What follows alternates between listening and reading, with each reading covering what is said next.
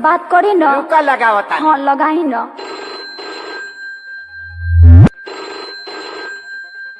हो पप्पा हम बियाह कई ले लियो।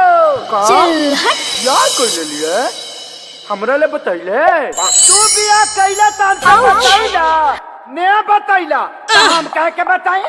अरे बोकावा तो कुछ दहेजो मिल है रे। दहेज नहीं जे घंटा लिहा आ ससुरा ए दैनी दादा दी कवन मारे दूध न पागी ले हो तू तार से पिटाई दे मुहा पावन मिली दे जसा फसा पागी ले हो। डीजे सूरज। चल हट।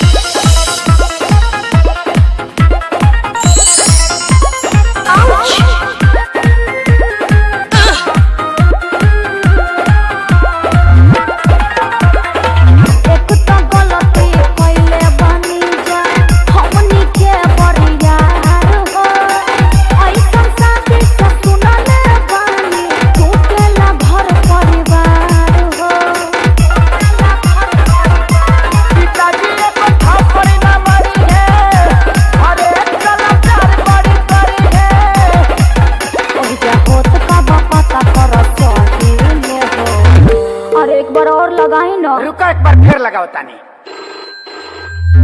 ए पापा पापा हम सुहाग रात मनाई ले लियो। पंडित जी से दिखौला हवे। अरे तो सुहाग रात में पलंग के जरूरत लगल है पंडित जी का थोड़ी लगल है। ए दैनी दादा दी कवन मारे दूध न पागी ले हो गुजार खटवाई दे मुहा पावन मिली दे जसा फसा पागी ले हो। डीजे सूरज। चल हट।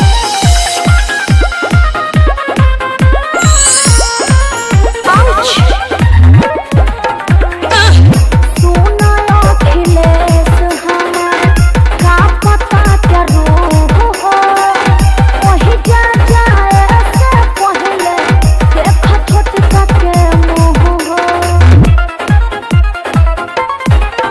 सुना सुना खेसारी के रानी कुछ कोई न कहतानी। इहे सोची सोची टेंशन में डरे लोगो।